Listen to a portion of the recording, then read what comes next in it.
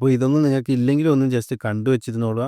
എപ്പോഴെങ്കിലുമൊക്കെ നിങ്ങൾക്കോ ആർക്കെങ്കിലും ഒക്കെ ഒന്ന് പ്രയോജനപ്പെടാം ഈ ഒരു അറിവ്. പ്രമേയ രോഗത്തെക്കുറിച്ചാണ് പറഞ്ഞത്. വെറും 3 കാര്യങ്ങൾ ശ്രദ്ധിച്ചു കഴിഞ്ഞാൽ നിങ്ങൾക്ക് ലൈഫിൽ ഷുഗർ വരാതെ പരമാവധി ശ്രദ്ധിക്കാൻ പറ്റും. നമ്മുടെ സൊസൈറ്റിയിൽ ഇന്നിപ്പോൾ ഒരു ക്യാൻസർ പോലെ വളർന്നുകൊണ്ടിരിക്കുകയെന്ന് പറയാം. പ്രായഭേദമന്യേ ചെറിയ കുട്ടികൾ തൊട്ട് വലിയ ആൾക്കാർ വരെ വന്നുകൊണ്ടിരിക്കുകയാണ്. ആർക്കും വരാതിരിക്കട്ടെ, പക്ഷേ വരാതിരിക്കാൻ ശ്രദ്ധിക്കേണ്ട കുറച്ച് കാര്യങ്ങളും വന്നു പോയവർ ഒന്ന് ശ്രദ്ധിക്കാൻ വേണ്ടി കുറച്ച് ടിപ്സുമാണ് പറഞ്ഞിട്ട് പോകാൻ ഉദ്ദേശിക്കുന്നത്. കോമൺ ആയിട്ട് ഇപ്പോൾ പ്രായഭേദമന്യേ വരാൻ കാരണം നമ്മുടെ ലൈഫ് സ്റ്റൈൽ തന്നെയാണ്. കാരണം നമ്മളിപ്പോൾ കഴിക്കുന്ന ഭക്ഷണങ്ങളൊക്കെ എന്ന് പറഞ്ഞു കഴിഞ്ഞാൽ പെട്ടെന്ന് ശരീരത്തോട്ട് ഷുഗർ അടിച്ചു കയറ്റുന്ന, എക്സാമ്പിളായിട്ട് ദോശ, ഇഡലി, പുട്ട്, കഞ്ഞി, ഇതെല്ലാം പെട്ടെന്ന് നമുക്ക് ബ്ലഡിൽ ഷുഗർ കൂട്ടുന്ന സാധനങ്ങളാണ്. അപ്പോൾ ഒരുപാട് കാര്യങ്ങൾ പറഞ്ഞ് ഞാൻ കൺഫ്യൂഷനൊക്കെ ഉദ്ദേശിക്കുന്നില്ല.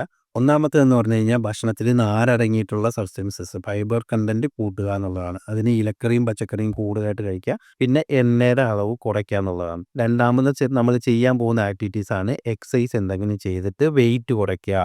രാവിലെയോ വൈകുന്നേരമോ ഫ്രീ ഉള്ള ടൈമിലോ മുക്കാൽ മണിക്കൂർ നടന്നിട്ട് വിയർത്തിട്ട് അങ്ങനെ കുറയ്ക്കാം. അല്ലെങ്കിൽ വീട്ടിൽ തന്നെ ഏതെങ്കിലുമൊക്കെ വർക്കൗട്ടുകൾ ചെയ്ത് നോക്കാം. ജിമ്മിൽ പോകാൻ പറ്റുന്നവരാണെന്നുണ്ടെങ്കിൽ അങ്ങനെ ചെയ്യാം.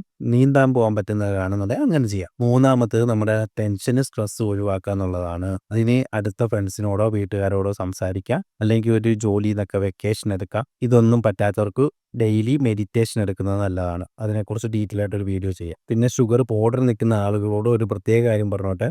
നിങ്ങൾ 2 ദിവസം പട്ടിണി കിടന്നാൽ പോലും ചിലപ്പോൾ ഷുഗർ കൂടി തന്നെ ബ്ലഡിൽ കാണാം. അപ്പോൾ ബോർഡറിലാണ് അല്ലെങ്കിൽ ഷുഗർ ഉണ്ട്, ഭക്ഷണത്തിൽ ക്രമീകരിച്ചാൽ മാത്രം കൺട്രോൾ ആവുമെന്ന് വിചാരിച്ചു കഴിഞ്ഞാൽ പലപ്പോഴും അത് പാളിപ്പോവാറുണ്ട്. കാരണം എന്താണെന്ന് വെച്ച് കഴിഞ്ഞാൽ ഇൻസുലിൻ എന്ന് പറയുന്ന ഹോർമോണിന്റെ അളവ് കുറയുന്നതോ അല്ലെങ്കിൽ അതിന്റെ ഒരു പ്രവർത്തനം ബോഡിയിൽ കുറയുന്നതുകൊണ്ടാണോ നമുക്ക് ഷുഗർ വരുന്നത്. അപ്പോൾ നമ്മൾ പെട്ടെന്ന് മെഡിസിൻ ഒക്കെ സ്റ്റോപ്പ് ചെയ്ത് കഴിഞ്ഞാൽ ഈ ഒരു ബാലൻസിൽ താളം തെറ്റും. അങ്ങനെ പെട്ടെന്ന് അങ്ങ് കൂടിപ്പോവുകയും ചെയ്യും. പിന്നെ ചിലപ്പോൾ ഡോസും ഒക്കെ കൂട്ടേണ്ടി വരികയും ചെയ്യാം. അപ്പോൾ ചെയ്യേണ്ടത് നേരത്തെ പറഞ്ഞ 3 കാര്യങ്ങൾ ചെയ്തുകൊണ്ട് പതിയെ പതിയെ മെഡിസിൻ നമുക്ക് ഡോസ് കുറച്ച് കൊണ്ടുവരാൻ പറ്റുമെന്നുള്ളതാണ്. ചെറിയ കുട്ടികൾ വരെ പ്രായമായിട്ടുള്ളവർക്ക് ഇന്ന് വരാൻ കാരണം നമ്മുടെ ഈ പറഞ്ഞ ലൈഫ് സ്റ്റൈൽസ് തന്നെയാണ്. കുറേയൊക്കെ പാരമ്പര്യം വരുന്നുണ്ടെങ്കിൽ പോലും. അപ്പോൾ എല്ലാവരും ഒന്ന് ശ്രദ്ധിക്കുക. ചെറിയ ആളുകളൊക്കെ ഇത് കാണുന്നുണ്ടെങ്കിൽ ഇപ്പോഴേ ഈ എക്സസൈസോ ലൈഫ് സ്റ്റൈലോ ഒക്കെ ഒന്ന് ചേഞ്ച് ചെയ്ത് നോക്കുക.